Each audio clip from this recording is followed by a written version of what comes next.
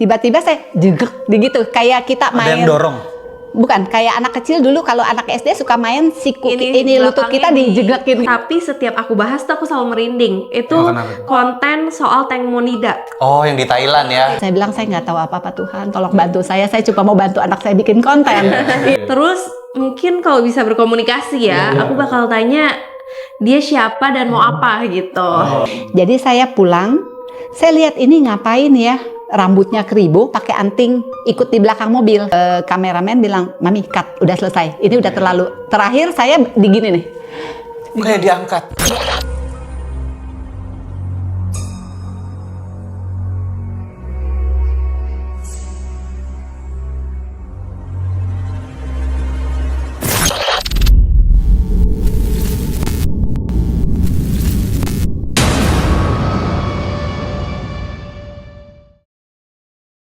Dia mundurin tuh mobil. Tiba-tiba dia bilang jegrek gitu. Kelindes. Nah, Kelindes. ternyata anaknya itu ada di belakang mobil. Jadi pas dia lihat anaknya udah biru semua, di depan itu tiba-tiba ada sosok kayak cewek Di depan pintu nih. di depan gerbang. Oke, di depan CCTV. Tapi mobil tuh bisa lewat-lewat aja. Ya, jadi bentuknya putih kayak perempuan ya. Bener-bener kayak cewek, kayak ibu pengabdi setan. Dia gambar bener-bener monster bungkuk dan bener-bener serem gitu loh, kayak mukanya Berbulu ya? Berbulu gitu, kurus. Nah, di sampingnya dia ada sesepuh yang ada di kursi goyang di situ. Nah, itu yang mama Yang selama mami ini. komunikasi.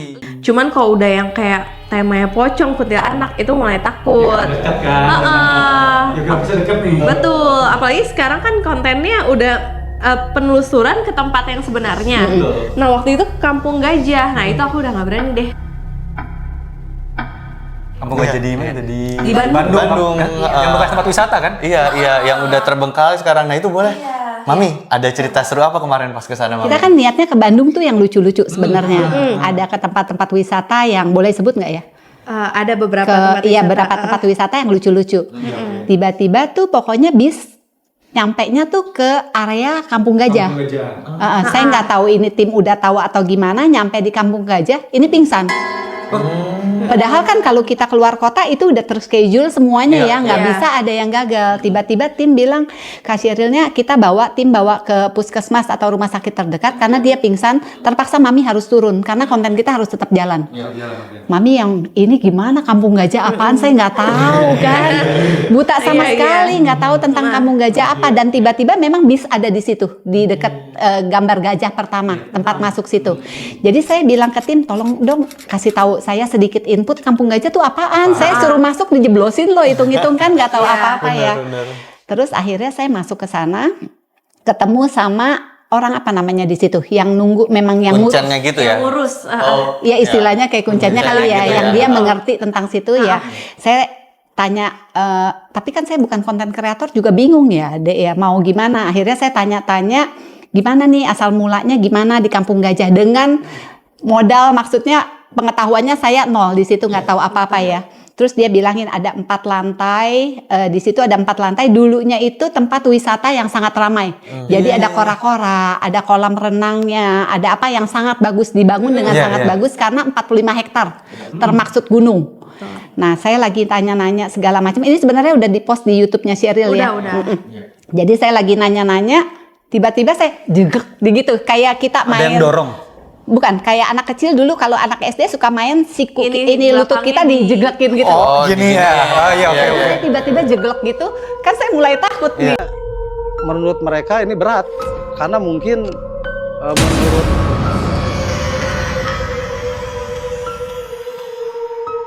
Kok kameramen nggak nolongin saya ya gitu. Tapi saya lagi nanya-nanya dia, saya dijeglekin gitu kan. Terus saya bilang, ini di tiap lantai dia bilang ada penunggunya. Jadi lantai yang kita lagi ngobrol itu lantai yang penunggunya anak-anak kecil. Dulu disiapkan buat kamar bilas anak-anak. Jadi dia bilang memang dulu di sini penunggu-penunggu di sini kegusur karena dipaksa membangun tempat wisata itu. Jadi mereka transmigrasi ya istilahnya penunggu goib ya maksudnya. Iya. Karena ini terbengkalai, mereka nggak laku lagi tempatnya karena tempat wisata di Bandung itu kan harusnya murah. Dia buka dengan harga 250. Iya betul, lumayan mahal tuh. Kemahalan. Jadi sekarang penunggu-penunggunya balik lagi.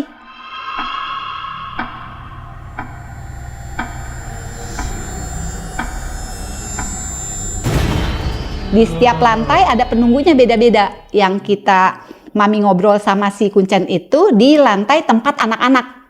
Terus Mami lihat, guys, coba di center. Itu ada anak-anak main lompat tali. Mami lihat itu. Mami lihat itu.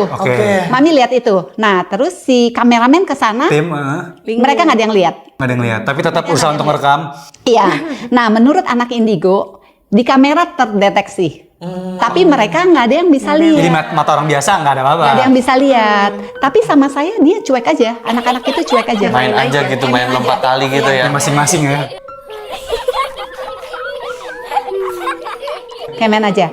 Terus yang paling takut sebenarnya tiba-tiba dia naik lagi ke lantai 3, lantai 4. Tim udah bilang, Mami udah kita pulang. Tapi saya nanggung, saya pikir ya. Saya penasaran gitu kan. Terus saya dari tadi dibisikin nama Mahmud ya. Nama apa? Mahmud. Ada kata nama Mahmud. Saya kan buta sama sekali tentang situ ya. Terus saya bilang, Pak maaf ya. Saya kok dengar nama Mahmud. Dia ngeliatin saya melotot. Saya kan jadi takut ya. Ini kok melotot lihat saya. Dia bilang, Ibu kalau kita orang yang biasa di sini nama Mahmud itu nggak aneh. Karena kita tahu siapa dia. Tapi kalau Ibu bisa tahu nama Mahmud itu Ibu memangnya dapat bisikan. Mahmud, ada yang pernah ada nama itu atau gimana nggak? Dulu kan gini ya, konon ceritanya bahwa di sini ada satu kesepuhan. Tepat di samping kita ya dulu satu arena yang difungsikan untuk pertapaan. Bukan warga lokal, Iya. bukan warga lokal Iya, soalnya. jadi Mahmud itu ternyata memang sesepuh di situ yang bertapa ratusan tahun di situ. Udah dipindahin tempatnya, diangkat batunya, balik lagi, diangkat lagi, dipindahin, balik lagi. Jadi nama Mahmud itu memang di situ tuh ada yang mereka segani, mereka takuti. Jadi tiba-tiba saya dapat bisikan gitu. Jadi saya tanya dia benar-benar melotot ke saya kan juga saya takut. Terus saya bilang saya juga dengar ada suara nyinden. Dari arah barat hutan, di sana kan ada hutan. Dia bilang benar, memang ada. Kalau di sana ada yang nyanyi Sunda ya, nyanyi lagu Sunda gitu, nyinden kayak gitu ya. Benar dari arahnya sana. Jadi udah mulai sore gitu, mereka tuh mulai nyinden, suaranya enak, halus gitu. Tapi tim nggak dengar.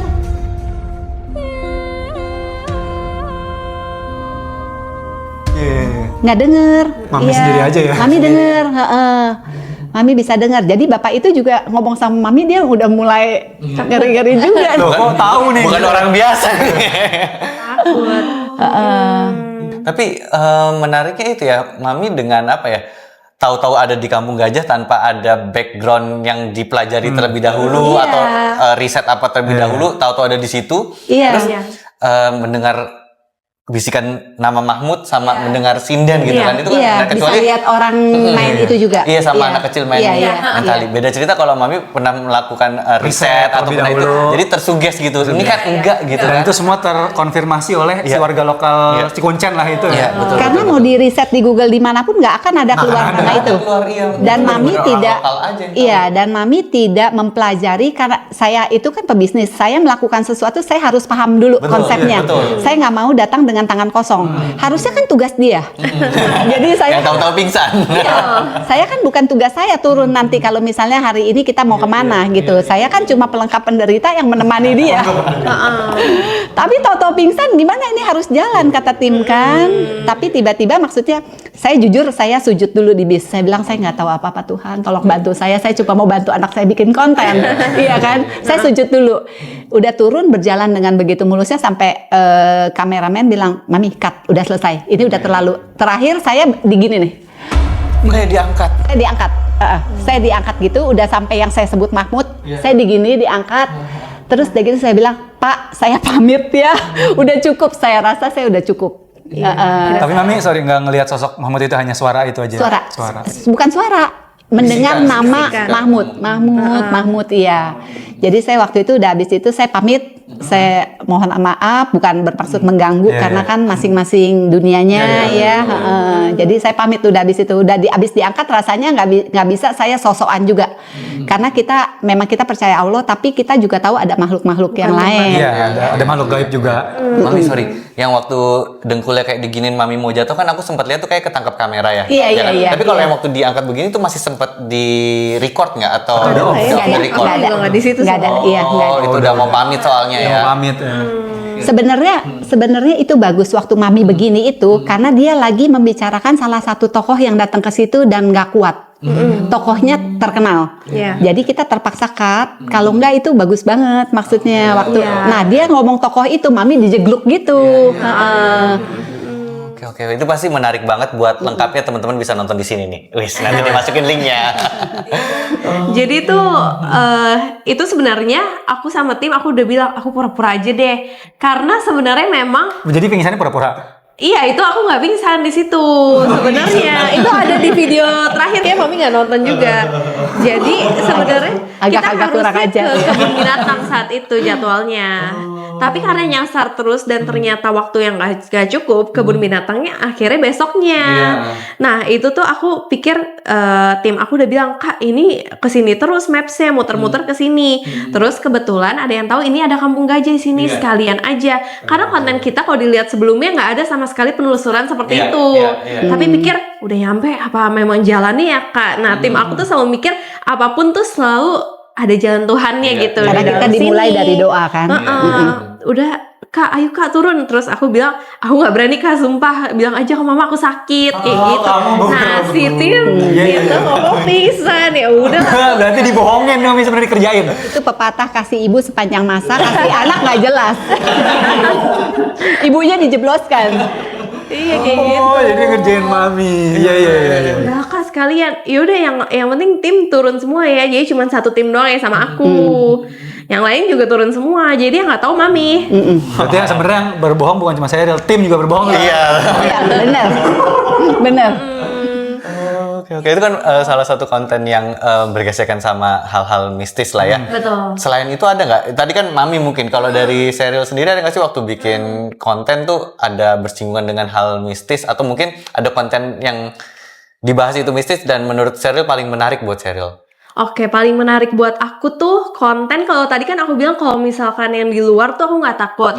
Tapi ada satu case yang sebenarnya bukan hantu juga, bukan spiritual juga, tapi setiap aku bahas tuh aku selalu merinding. Itu konten soal Teng Monida Oh, yang di Thailand ya? di Thailand. Oh, Aku iya, tuh iya, bener-bener neliti itu sampai seharian aku neliti itu sampai pakai artikel Thailand, aku translate semuanya soalnya supaya cepet. Nah, setiap neliti dia tuh aku kayak aduh ngerasa sedihnya, terus ngerasa merinding terus gitu. Sampai aku di titik aku neliti dia sampai gila-gilaan, tapi aku nggak mau ngeliat jasadnya dia. Oh, foto-foto jasadnya ya. Karena setiap ngeliat tuh aku merinding banget gitu. Yang pasti Thailand itu menurut aku paling memorable karena aku benar-benar baru pernah sedalam itu sama suatu case gitu. Risetnya pas dalam itu ya. Aku tuh bisa sehari bikin 4 video panjang tentang kasus itu. Beberapa seri ya, beberapa episode ya sampai saya ngebahas berapa ini puluh ya. gitu. Dan bisa sampai sambil nangis, sambil merasakan kayak dia si Teng Mo itu loh. Iya. Tapi karena memang sesadis itu si pelakunya. Ya empatinya otomatis kan. Iya, nah itu sih yang menurut aku justru nggak ada spiritualnya, nggak ada yang kayak hantu-hantunya, tapi salah satu konten yang memorable banget di aku soalnya memang semendalami itu sama case-nya gitu. Nah semenjak itu aku mulai case yang ringan-ringan. Kayaknya kalau yang terlalu dalam tuh agak terlalu mentalnya juga kayak kena gitu. Karena kita terlalu mendalami kayak kita merasa kita jadi sosok itunya gitu loh. Jadi aku lebih pilihnya case-case yang ringan gitu. Kalau misalkan di luar itu sih selama ini masih aman-aman aja, kecuali konten yang kayak sekarang. Justru kontennya udah bukan story time kan. Jadi ketika benar-benar langsung terjun, jadi ya agak-agak takut gitu. Kayak gitu doang. Karena langsung di tempat kejadian ya, penelusuran itu kan. Tapi Mami kemarin ada pengalaman seperti itu di Kampung Gajah. Itu bikin malah jadi kapok atau nextnya kayak menarik nih bikin penelusuran lagi ke tempat yang lain? Nggak ada rasa. Nggak ada rasa aja. Karena Mami dasarnya memang bukan penakut juga sih ya. Iya. Mami soalnya pernah ngelihat sekali di rumah itu, bukan yang si Bapak Wah itu ya. Tapi bentuknya tuh agak-agak tahu ini bahaya maksudnya. Jadi Mami bilang, lu nongol lagi gue tendang loh. Oh malah ya harus digertak gitu, betul. Iya betul. Gue tuan rumah di sini. Tuan rumah, lo numpang di sini kan, udah gak ikutan bayar. Itu sosoknya apa Mami? Sosoknya apa waktu Bentuknya itu? kayak kayu. kayak pohon kayu tapi ada api-apinya. Jadi di sudut ruangan dekat saya taruh minuman keras dekat chiller situ, dia bentuknya kayu tapi ada api kayak matanya gitu. Jadi saya bilang nongol lagi gue tendang loh. Sorry, tapi kayu itu kayu bongkahan kayu gini atau dia punya tangan, punya kaki juga? Oh benar-benar kayak bongkahan kayu tapi ada apinya ya? Iya. Kayak kayu bakar gitu kali. Iya. Kalau kata orang pintar maksudnya bisa aja itu kiriman jahat atau apa gitu kan, kita nggak tahu ya. Tapi kitanya mesti kuat kalau kita percaya itu yang bisa ngusir kan. Betul. Pokoknya kita jangan takut sama mereka karena derajat kita di atas mereka. Iya, dan bagusnya kan Mami sama Sheryl memang positif ya. Percaya doa kan ngerasain itu semua kan. Benar. Betul. Bagus sih, bagus. Nah, setelah pas dari Kampung Gajah itu pas ke rumah udah nggak ada pengalaman apa kan? Biasanya ada orang kayak penelusuran, kayak temanku dulu pernah penelusuran diikutin tuh sampai pulang rumah. Kalau Mami itu enggak ya? Enggak bersih. Cuma waktu terakhir udah pulang dari Kampung Gajah seminggu, si anak indigo itu ada bilang, itu di kamera ada yang main lompat tali itu di kamera ada. Baru teringat lagi. Karena kan Mami juga gemes, masa cuma gue yang ngeliat ini gimana gitu kan. Dia bilang itu ada, di sosok kamera ada. Karena Mami yang dibukakan mata batinnya biar bisa lihat. Tapi Mami anak-anaknya itu ya anak-anak aja, solid. Anak-anak aja, wajar banget. Bajunya baju Baju anak-anak aja. Iya, bentuknya Tidak manusia normal aja. Tidak menakutkan, iya. Mami bisa tahu dia bilang namanya ayo Ria, Susan. Oh, ada suara sambil mereka lagi bener-bener main kan. Makanya Mami bilang ke bapaknya, Pak ada yang namanya Ria ya, ada Susan ya. Makanya bapak itu sama Mami agak kaget. Loh, kok tahu gitu kan. Iya. Oke, menarik. Oke. Terus kalau Mami sendiri selain di rumah gitu, di tempat lain mungkin pernah mengalami horor juga nggak Mami? Selain di Kampung Gajah tadi itu ya? Dulu ya pas. Iya. Saya masih remaja. Saya tinggal di daerah Kebayoran gitu ya. Dulu ada supermarket namanya Akasia. Iya. Saya tuh nggak dapat parkir. Jadi parkirnya itu di paling pojok yang benar-benar di bawah pohon besar, pohon rindang. Jadi saya pulang. Saya lihat ini ngapain ya, rambutnya keribu, pakai anting, ikut di belakang mobil. Kayak kita kijang dulu ya. Cewek, cowok? Cowok. Nggak tahu cowok cewek, tapi dia keribu. Saya asumsinya tuh cowok, pakai anting bulat yang kayak Aladin. Jadi saya nyetir, saya gajruk.